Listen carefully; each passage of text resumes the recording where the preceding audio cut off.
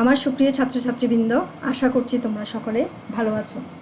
আমি আবার তোমাদের মাঝে উপস্থিত হয়েছি আজকে আদর্শ গ্যাস ও গ্যাসের গতিতত্ত্ব এই চ্যাপ্টারটা পড়াতে। তো তোমাদেরকে কিছু ক্লাস নিয়েছিলাম আমি এটার উপরে। এখন তোমাদেরকে আজকে আমি পড়াবো সম্পৃক্ত বাষ্পচাপ বা অসম্পৃক্ত বাষ্পচাপ, আর্দ্রতা মিতি। এগুলা কি, এই সম্পর্কে তোমাদেরকে আজকে আমি ধারণা দিব। আর একটুখানি এগিয়ে যাব, যদি সময় পাই আমি তোমাদেরকে কিছু অঙ্ক করাবো। তো আমি শ্রাবণী পাল, সহযোগী অধ্যাপক। এটা তোমাদের প্রথম বর্ষের 10ম অধ্যায়। তাহলে তোমাদেরকে প্রথমে জানতে হবে যে কি বাষ্পায়ন কি বা স্ফুটন কি, এগুলো তোমাদেরকে জানতে হবে এই চ্যাপ্টারটা পড়তে গেলে। এটা তোমরা পড়ে আসছো ক্লাস 10-এ। তারপরে এখানে তোমাদেরকে আমি আরেকটুখানি বলে দিব যে সম্পৃক্ত বাষ্প আর সম্পৃক্ত বাষ্পচাপ কি পড়ানোর আগে। তো বাষ্পায়ন হচ্ছে যে কি সেই প্রক্রিয়া যেখানে রুম টেম্পারেচারে তরল পদার্থ বাষ্পে পরিণত হতে পারে। আর স্ফুটন হচ্ছে যে কি একটা নির্দিষ্ট তাপমাত্রায়, প্রত্যেকটা তরল পদার্থের জন্য একটা নির্দিষ্ট তাপমাত্রা আছে যেখানে তরলের সব জায়গা থেকে বাষ্পায়ন ঘটে। আর বাষ্পায়নটা শুধুমাত্র তরলের উপরিতল থেকে বাষ্পায়ন ঘটে, ঠিক আছে। আর স্ফুটনের সময় তুমি যদি পানির কথা বলো, পানির স্ফুটন হচ্ছে কত, 100 ডিগ্রি সেন্টিগ্রেড তাপমাত্রা। ওই স্ফুটনের সময় তোমার পানির তাপমাত্রা সবসময় কত ডিগ্রি সেন্টিগ্রেড থাকে, 100 ডিগ্রি সেন্টিগ্রেড থাকে। তাহলে এখন আমরা যদি কোনো তরল পদার্থকে কোনো পাত্রে আবদ্ধ রেখে এটাকে বাষ্পায়ন হতে দিই, তাহলে কি ঘটবে? তাহলে যে আস্তে আস্তে কি হয়ে যাবে, বাষ্প উৎপন্ন হবে। বাষ্প উৎপন্ন হয়ে বাষ্পের অণুগুলো এদিক ওদিক ছুটোছুটি করে পাত্রের গায়ে ধাক্কা লাগবে, নিজেদের গায়ে ধাক্কা লাগবে, এইভাবে ওখানে কি উৎপন্ন হয়, চাপ উৎপন্ন হয়। তাহলে এই যে চাপ হয়, এই চাপটাকে বলা হয় যে কি আসলে বাষ্প চাপ, ঠিক আছে। তাহলে আজকে তোমাদেরকে এই যে প্রথমে আমি সম্পৃক্ত বাষ্প কি পড়াবো আর সম্পৃক্ত বাষ্পচাপ কি সেটা তোমাদেরকে পড়াবো। তাহলে আমরা সম্পৃক্ত বাষ্প বলতে কি বোঝাচ্ছি, কোনো আবদ্ধ স্থান যদি বাষ্প দ্বারা পূর্ণ থাকে এবং আর বাষ্প ধারণ করতে না পারে, তবে তাকে বলা হয় যে কি সম্পৃক্ত বাষ্প, ঠিক আছে। তাহলে সম্পৃক্ত বাষ্প করতে গেলে আমাকে কি করতে হয়, স্থানটা আবদ্ধ করতে হয়। এটা হচ্ছে যে কি তোমার 1 নাম্বার, মোটামুটি মানে শর্ত 1 নাম্বার।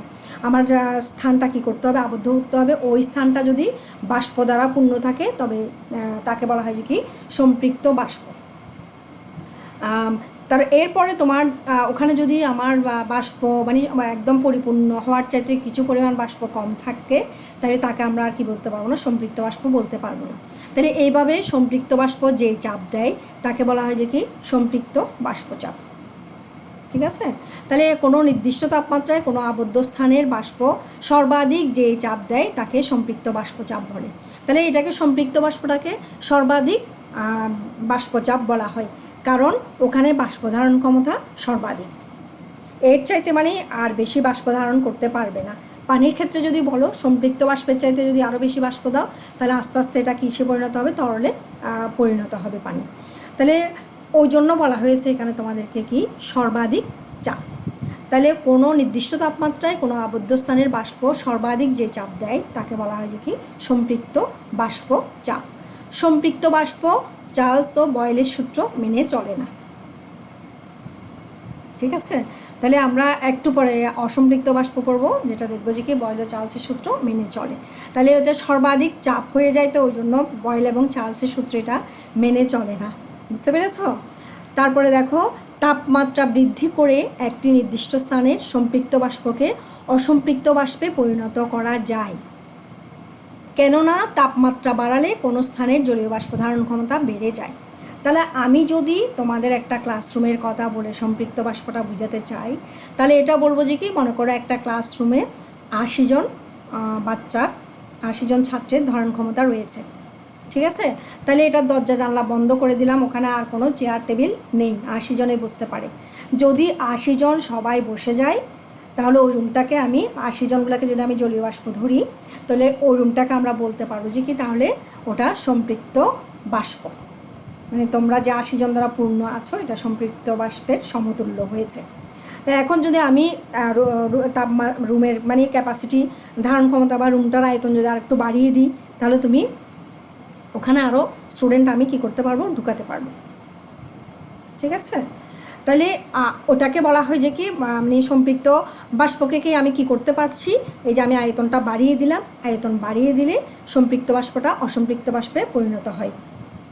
হ্যাঁ, এই পয়েন্টটা একটু পরে আসবে। আয়তন বাড়িয়ে দিলেও সম্পৃক্ত বাষ্পের স্থানের আয়তন বৃদ্ধি করেও সম্পৃক্ত বাষ্পকে অসম্পৃক্ত বাষ্পে পরিণত করা যায়। তাহলে আমরা এখানে দেখতে পাচ্ছি দুই উপায়ে সম্পৃক্ত বাষ্পকে অসম্পৃক্ত বাষ্পে পরিণত করতে আমরা পারছি।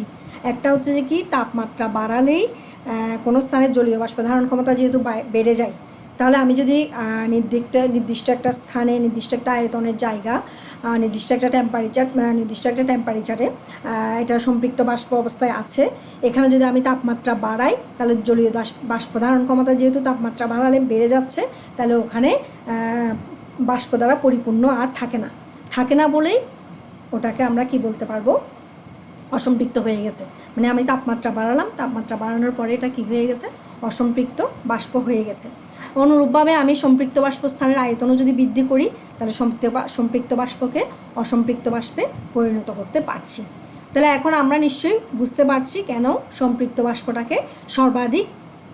বাষ্পচাপকে সর্বাধিক চাপ বলে।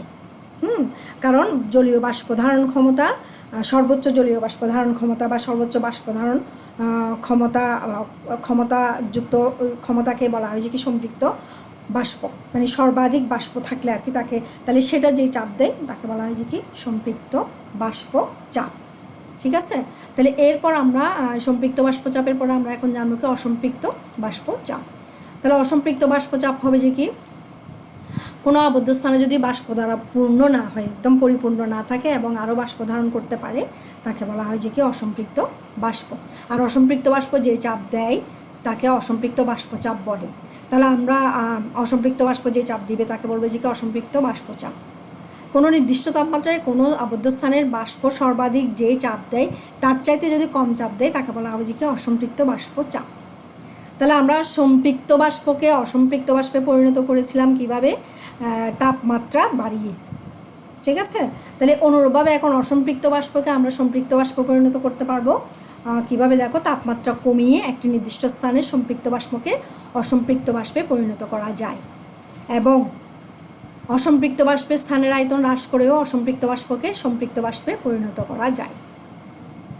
তো আমরা এখানে যদি অসম্পৃক্ত বাষ্পচাপ বা সম্পৃক্ত বাষ্পচাপ বুঝি, তাহলে আমরা এখান থেকে যদি কোনো পার্থক্য আসো তাহলে আমরা কি করতে পারবো, বলতে পারবো, বা আমরা এটা যদি আসো আমরা এটা কি করতে পারবো, লিখতে পারবো। ঠিক আছে, তাহলে এই তো গেল সম্পৃক্ত বাষ্পচাপ এবং অসম্পৃক্ত বাষ্পচাপ। তাহলে এখানের একটা পয়েন্ট তোমরা মনে রাখবা, এই যে তাপমাত্রা কমিয়ে নির্দিষ্ট স্থানের অসম্পৃক্ত বাষ্পকে সম্পৃক্ত বাষ্প পরিণত করা যায়, আর আগে যেটা পড়িয়েছিলাম তাপমাত্রা বাড়িয়ে নির্দিষ্ট স্থানের সম্পৃক্ত বাষ্পকে অসম্পৃক্ত বাষ্পে পরিণত করা যায়। ঠিক আছে, তারপরে আরেকটা পয়েন্ট ছিল, সেই পয়েন্টটাও মনে রাখবা তোমরা, তাপমাত্রা বাড়ালে কোনো স্থানের জলীয় বাষ্প ধারণ ক্ষমতা কি হয়ে যায়, বেড়ে যায়। ঠিক আছে, তাহলে আমি এর পরে চলে যাচ্ছি তোমাদের আর্দ্রতা। এখন এমনিতে বর্ষাকাল, চারিদিকে আর্দ্রতা, জামা কাপড় শুকায় না, তোমরা এখান থেকে বুঝতে পারবা কেন এই অবস্থা হয়। তো তাই সেটা জানতে হলে প্রথমে আর্দ্রতা কি জানতে হবে। আর্দ্রতা মানে ভেজা, মানে কোনো বায়ু যদি জলীয় বাষ্প বেশি থাকে, কোনো স্থানের কতটুকু জলীয় বাষ্প আছে অর্থাৎ বাষ্প কতটুকু ভেজা তা আর্দ্রতা দিয়ে নির্দেশ করা হয়। বাষ্প না, এটা হবে যে কি বায়ু কতটুকু ভেজা তা আর্দ্রতা দিয়ে নির্দেশ করা হয়। ঠিক আছে, আর্দ্রতা দুই ধরনের হয়, একটা হয় যে কি পরম আর্দ্রতা আর একটা হয় যে কি আপেক্ষিক আর্দ্রতা। তো আপেক্ষিক আর্দ্রতাটা তোমাদেরকে একটু পরে আমি পড়াবো। তো এখন তোমাদেরকে পড়াবো পরম আর্দ্রতা কি। বায়ুর প্রতি একক আয়তনে উপস্থিত জলীয় বাষ্পের ভরকে ওই স্থানের পরম আর্দ্রতা বলে। তো তোমরা এই ফাঁকে আরেকটা জিনিস একটু জেনে রাখো, জলীয় বাষ্প যত বেড়ে যাবে, জলীয় বাষ্পের ভর যত বেশি হবে তার চাপও তত বেশি হবে। তাহলে তোমাদেরকে এই যে এখন যে পরম আর্দ্রতাটা পড়িয়েছি, বায়ুর প্রতি একক আয়তনে উপস্থিত জলীয় বাষ্পের ভরকে ওই স্থানের পরম আর্দ্রতা বলে। ঠিক আছে, মনে করো কোনো 1 মিটার কিউব আয়তনে 5 কেজি বা 5 গ্রাম বা 0.5 কেজি যদি বাষ্প থাকে, তাহলে ওই স্থানের পরম আর্দ্রতা হবে যে কি 0.5 কেজি পার মিটার কিউব। তো আমি আবার বলি, কোনো 1 মিটার কিউব আয়তনে যদি 0.5 কেজি বাষ্প থাকে তবে ওই স্থানের পরমার্দ্রতা হবে যে 0.5 কেজি পার মিটার কিউব। ঠিক আছে, বায়ুর প্রতি একক আয়তনে উপস্থিত জলীয় বাষ্পের ভরকে ওই স্থানের পরমার্দ্রতা বলে।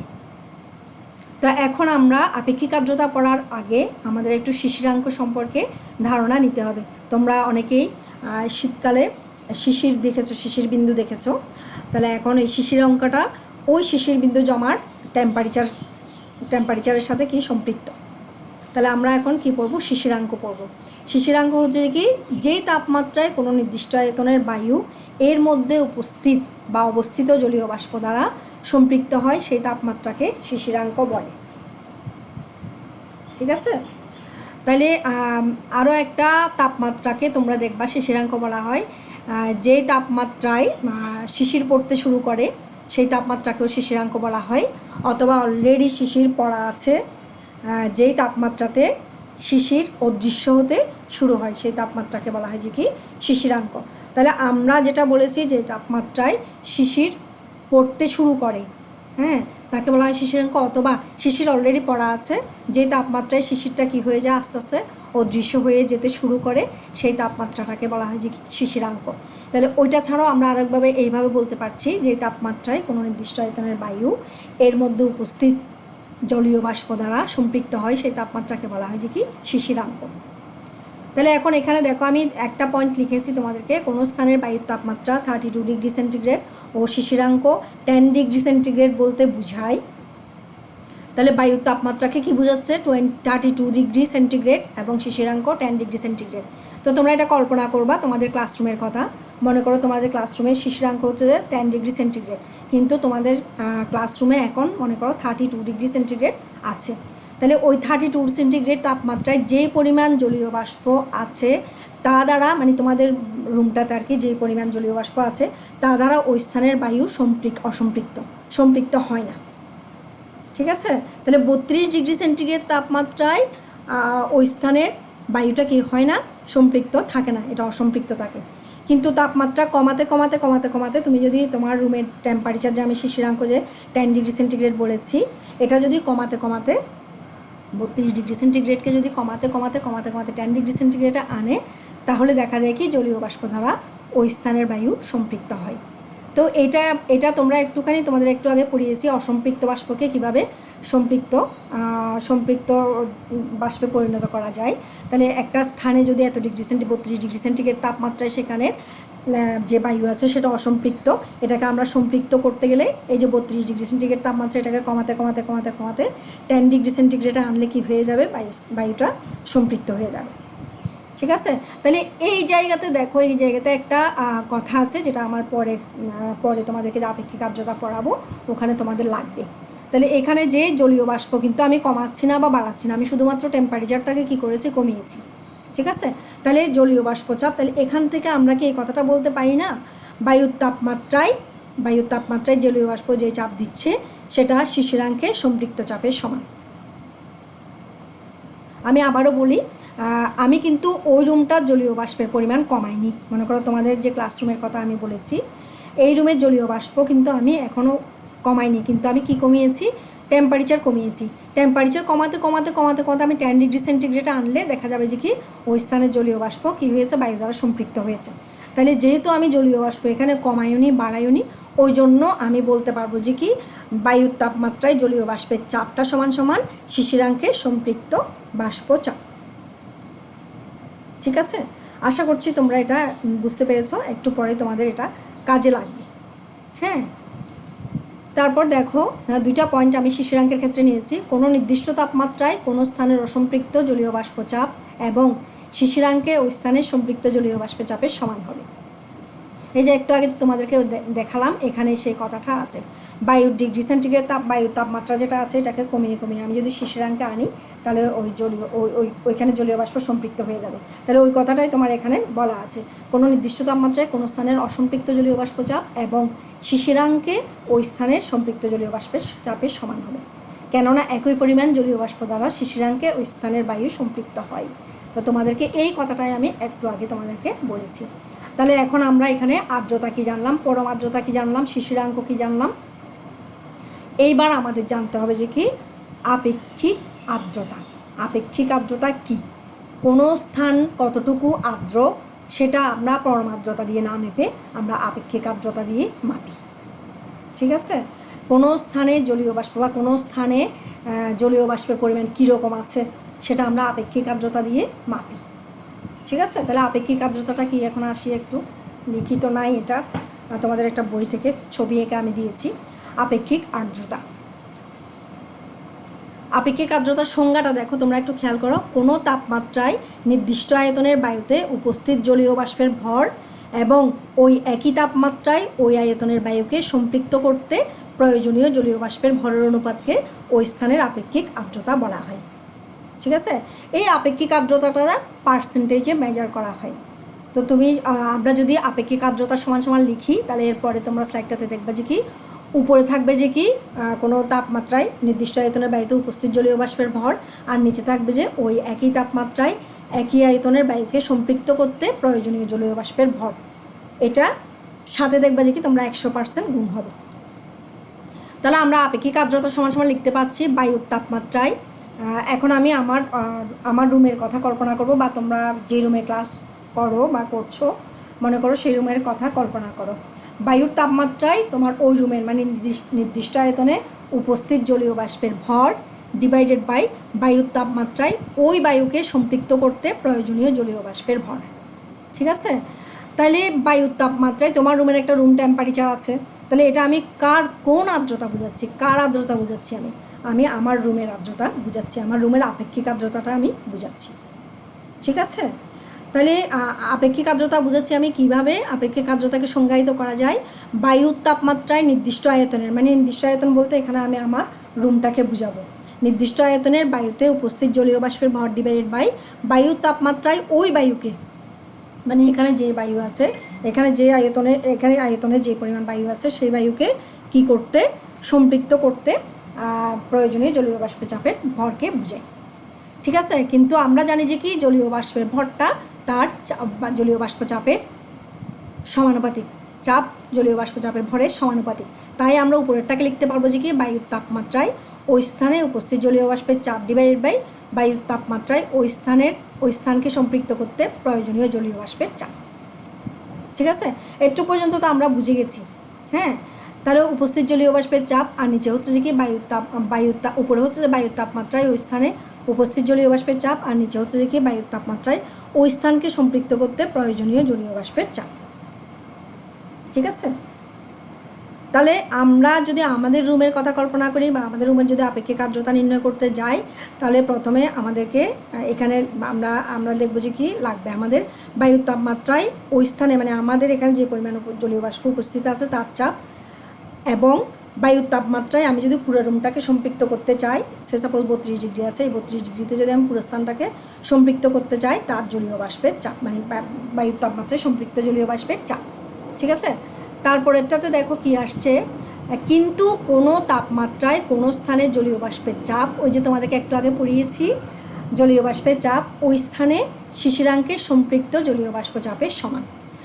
তাই এই জন্যই আমরা কি লিখে ফেলতে পারবো, আমরা উপরেরটাকে বায়ুর তাপমাত্রায় ওই স্থানে উপস্থিত জলীয় বাষ্প চাপটাকে ওই স্থানে শিশিরাঙ্কের সম্পৃক্ত জলীয় বাষ্প চাপ বলতে পারবো, আর নিচেরটা হচ্ছে কি বায়ুর তাপমাত্রায় সম্পৃক্ত জলীয় বাষ্পের চাপ। ঠিক আছে, বুঝে গেছে আশা করছি। তো তোমাদের তো আমরা চেষ্টা করছি বোঝানোর, এই জায়গাটা আমি নিজেও ইন্টারমিডিয়েট যখন পড়তাম তখন খুব কম বুঝতাম, তো আমি চেষ্টা করেছি তোমাদেরকে বোঝানোর। এখন শিশিরাঙ্কের সম্পৃক্ত জলীয় বাষ্প চাপকে ছোট এফ দ্বারা ডিনোট করা হয়, আর বায়ুর তাপমাত্রায় সম্পৃক্ত জলীয় বাষ্প চাপকে বড় এফ দ্বারা ডিনোট করা হয়। তাহলে আমরা আপেক্ষিক আর্দ্রতা যদি আর ধরি তাহলে আর সমান আসে যে এফ ছোট এফ ডিভাইড বাই বড় এফ। আপেক্ষিক আর্দ্রতাকে সাধারণত শতকরা হিসাবে প্রকাশ করা হয়। হ্যাঁ, ওই জন্য R is equal to F divide by F into 100% লেখা হয়। তো তোমাদের এই সূত্রটা খুবই ইম্পর্টেন্ট, এই সূত্রটা তোমাদের খুব কাজে লাগবে, পরে তোমরা যখন অঙ্ক করতে যাবে তখন তোমাদের এই সূত্রটা খুব কাজে লাগবে। তো আমরা আপেক্ষিক আর্দ্রতা কোনো জায়গার, এখন তোমাদেরকে একটা একটা পার্সেন্টেজ হিসেবে বলে এটা মিন কী করে তা বলি। কোনো স্থানের আপেক্ষিক আর্দ্রতা 60% বলতে কী বোঝায়? ঠিক আছে, 60% বলতে কী বোঝায়? মনে করো তোমার রুমের আপেক্ষিক আর্দ্রতা 60%, ঠিক আছে। এটা বলতে বোঝাবে যে তোমার রুমটাকে পুরোপুরি সম্পৃক্ত করতে যেই পরিমাণ জলীয় বাষ্পের প্রয়োজন তার 60% মানে 60% উপস্থিত আছে, আর 40% উপস্থিত নেই। তো আমি আবার বলি, তোমাদের রুমের আপেক্ষিক আর্দ্রতা যদি 60% বলে, তাহলে তা দ্বারা বোঝায় যে তোমাদের রুমের পুরো রুমটাকে আর কি সম্পৃক্ত করতে যেই পরিমাণ জলীয় বাষ্পের প্রয়োজন তার 60% উপস্থিত আছে, আর 40% অনুপস্থিত আছে। আমি যদি 40% দিই তাহলে ওটা পুরো সম্পৃক্ত হয়ে যাবে তোমার রুম টেম্পারেচারে, ঠিক আছে। তাহলে কোনো জায়গায় যদি আপেক্ষিক আর্দ্রতা বেশি হয়, কোনো জায়গায় যদি আপেক্ষিক আর্দ্রতা অন্য কোনো জায়গার চাইতে যদি বেশি হয়, তবে সেখানে জলীয় বাষ্প বেশি আছে, অন্য জায়গাটায় জলীয় বাষ্প কম আছে, ঠিক আছে। যেখানে আপেক্ষিক আর্দ্রতা বেশি সেখানে জামা কাপড় খুব তাড়াতাড়ি শুকাবে না, যেখানে আপেক্ষিক আর্দ্রতা কম সেখানে খুব তাড়াতাড়ি জামা কাপড় শুকিয়ে যাবে। তোমরা একটু খেয়াল করলে দেখবা যে কি বর্ষাকালে তোমাদের জামা কাপড় শুকাতে অনেক সময় লাগে, সেই তুলনায় শীতকালে দেখা যায় যে কি খুব তাড়াতাড়ি জামা কাপড় শুকিয়ে যায়। তো শীতকালে দেখা যায় যে কি মানে বায়ুর আর কি আপেক্ষিক আর্দ্রতাটা কম থাকে, আর বর্ষাকালে আপেক্ষিক আর্দ্রতা অনেক বেশি থাকে। ওই জন্য বর্ষাকালে জামা কাপড় শুকাতে অনেক সময় লাগে শীতকালের তুলনায়, ঠিক আছে। তাহলে এরপরে তোমাদেরকে আরেকটা পড়িয়ে আমি আজকে ক্লাসটা আমি শেষ করব। আপেক্ষিক আর্দ্রতা মাপক যন্ত্র। তো তোমাদেরকে শুষ্ক ও সিক্ত বাল্ব আপেক্ষিক আর্দ্রতা মাপক যন্ত্র দ্বারা কীভাবে আপেক্ষিক আর্দ্রতা মাপে সেটা আমি পড়াবো, ঠিক আছে। তাহলে এটার জন্য একটা চিত্র লাগে, এই চিত্রটা আমি এনেছি বই থেকে, ছবিটা নিয়েছি। একটা কাঠের ফ্রেমে দুটা কি আছে থার্মোমিটার আছে, ঠিক আছে। একটা থার্মোমিটারে দেখা যাচ্ছে যে কি একটা থার্মোমিটার তোমরা খেয়াল করো T1 যেটা ডিনোট করা আছে সেটা জাস্ট বায়ুর তাপমাত্রা মাপছে, আর T2 যেটা ডিনোট করা আছে সেটা দেখো সেটার নিচে যেটা ভাল্ব যেখানে টেম্পারেচার মাপা হয়। সাধারণত তোমরা মুখের টেম্পারেচার মাপতে বা আমাদের শরীরের টেম্পারেচার মাপতে যে থার্মোমিটার দেখেছো, যেই মুখটা আমরা কী করে মানে মুখের ভিতর ঢুকিয়ে যে টেম্পারেচার আমরা মাপি, সেই মুখটাকে একটা লিলেন কাপড় দ্বারা পেঁচিয়ে ওই কাপড়টাতে একটা পানির পাত্রে রাখা হয়েছে। তো নর্মালি দেখা যায় কি তোমার নর্মাল টেম্পারেচারেও কি হয়, বাষ্পায়ন হয়। বাষ্পায়ন হতে হলে কিছুটা কি লাগে, তাপ নিয়ে নেয়। তো এখানে যে পানিতে যে কাপড় জড়ানো যে পানিতে রাখা আছে এটাতে দেখা যাবে যে কি বাষ্পায়ন হতে থাকবে। পানিটা এখানে বাল্বটাকে কী জড়িয়ে রেখেছে, মানে ভেজা কাপড়টা ওই বাল্বটাকে জড়িয়ে রেখেছে। যখনই তোমার পানিটা কী করতে থাকবে, বাষ্পায়ন হতে থাকবে, এই টেম্পারেচার থেকে তাপমাত্রা নিয়ে সে কী করতে থাকবে, বাষ্পায়ন হবে। মানে এই টেম্পারেচারটা শো করবে আর কি, যে তোমার পাত্র থেকে টেম্পারেচার নিয়ে বাষ্পায়ন হবে। এবং পাত্রের সাথে যেহেতু T2 থার্মোমিটারটা লাগানো আছে, ওই থার্মোমিটারের কী হয়ে যাবে, তাপমাত্রাটা কী হয়ে যাবে, কমে যাবে, ঠিক আছে। তাহলে T1কে বলা হয় যে শুষ্ক বাল্ব, আর T2কে বলা হয় যে কি সিক্ত বাল্ব, ঠিক আছে। দেখো মনে করো একটা রুমে যদি টেম্পারেচারের ডিফারেন্স বেশি হয়, দ্যাট মিনস বাষ্পায়ন বেশি হচ্ছে, ঠিক আছে। কোনো একটা রুমে যদি তুমি এরকম শুষ্ক এবং সিক্ত বাল্ব আর্দ্রতা মাপক যন্ত্রটা বসাও, সেখানে যদি রুম টেম্পারেচারটা কী হয়, রুম টেম্পারেচারের পার্থক্যটা যদি বেশি হয়, তাহলে হচ্ছে যে কি বাষ্পায়ন বেশি হচ্ছে, অর্থাৎ ওই রুমটা কি আছে, ওই রুমটা আপেক্ষিক আর্দ্রতা কম আছে, ঠিক আছে। আপেক্ষিক আর্দ্রতা কম থাকলে এই টেম্পারেচার ডিফারেন্সটা কি হয়ে যাবে, বেশি হয়ে যাবে। আর আপেক্ষিক আর্দ্রতা যদি বেশি হয় তাহলে বাষ্পায়ন কম হবে, তাহলে তাপমাত্রার পার্থক্য তোমার কি হবে, কম হবে। এখন ধরো তোমার রুমটা সম্পৃক্ত বাষ্প দ্বারা পূর্ণ আছে, তাহলে ওখানে যদি তুমি শুষ্ক এবং সিক্ত বাল্ব থার্মোমিটার নাও, তাহলে ওখানে কোনো টেম্পারেচারের পার্থক্য দেখতে পাবে না, কেননা যেহেতু অলরেডি বাষ্প দ্বারা পূর্ণ আছে, ওই জন্য ওই ঘরে আর বাষ্পায়ন হয় না বলে টেম্পারেচারও লাগে না, ওই জন্য দুইটা টেম্পারেচার তখন সমান দেখাবে। তাহলে তোমাদের প্রশ্ন হয়তো আসতে পারে এই টেম্পারেচারের পার্থক্যের কারণ ব্যাখ্যা করো। তাহলে আমি যেভাবে বলেছি তোমরা ওইভাবে কারণটা ব্যাখ্যা করবা। অর্থাৎ টেম্পারেচার ডিফারেন্স যদি বেশি থাকে তাহলে কি হবে, ওই রুমের আপেক্ষিক আর্দ্রতা কম।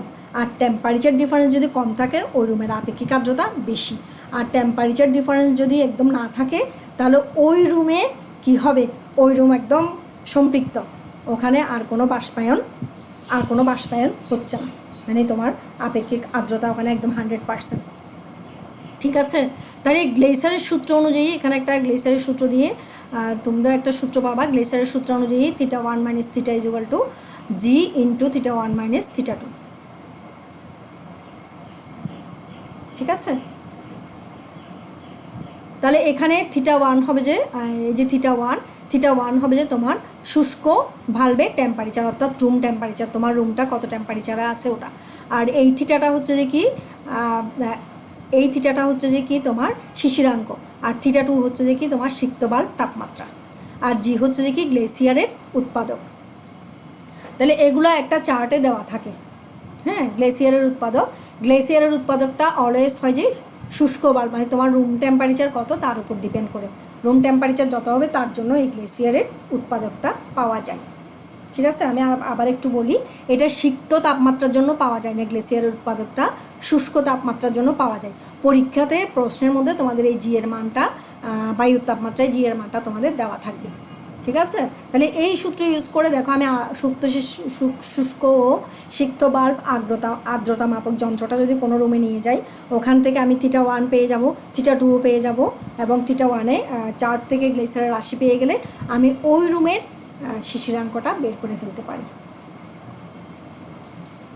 ঠিক আছে, এখন রেনের তালিকা থেকে আমি যদি এখান থেকে শিশিরাঙ্ক পেয়ে যাই, এখন রেনের তালিকা থেকে শিশিরাঙ্কের সম্পৃক্ত চাপ F এবং শুষ্ক তথা বায়ুর তাপমাত্রায় সম্পৃক্ত চাপ F জেনে আপেক্ষিক আর্দ্রতা নির্ণয় করা হয় এই সূত্রের দ্বারা। এখন রেনের তালিকা তোমাদেরকে এটাও দেওয়া থাকবে, মানে F এ কত সম্পৃক্ত বাষ্পচাপ কত, ছোট হাতের F এ শিশিরাঙ্কে সম্পৃক্ত বাষ্পচাপ কত, আর বায়ুর চাপে সম্পৃক্ত বাষ্পচাপ কত, এগুলা রেনের তালিকা থেকে জানা যায়। বা তোমাদের অঙ্ক করার সময় এরপরে আমি যে ক্লাসটা নিব আজকে একটু পর্যন্ত, তোমাদেরকে অসংখ্য ধন্যবাদ উপস্থিত থাকার জন্য। তোমরা এখনও মাস্ক পরে কলেজে যেও, কলেজে না, মানে বাইরে যদি হতে হয়, তোমাদের কোনো কারণে যদি তোমাদের প্রয়োজনের কারণে যদি বের হতে হয়, তাহলে তোমার মাস্ক পরে বের হওয়া, মাস্ক ছাড়া কোনো অবস্থাতেই তোমরা বের হবে না। তো তোমাদেরকে আজকে একটু পর্যন্ত এই ইকুয়েশানটা তোমরা মনে রাখো, এবং এই যে গ্লেসিয়ারের সূত্র অনুযায়ী যে সূত্রটা আমরা দিয়েছি এই সূত্রটা মনে রাখো, আর আপেক্ষিক আর্দ্রতার সূত্রটা মনে রাখো। পরের দিনের ক্লাসে তোমাদেরকে এটার উপর ভিত্তি করে আমি অঙ্ক করিয়ে দেব। তো তোমরা ভালো থেকো।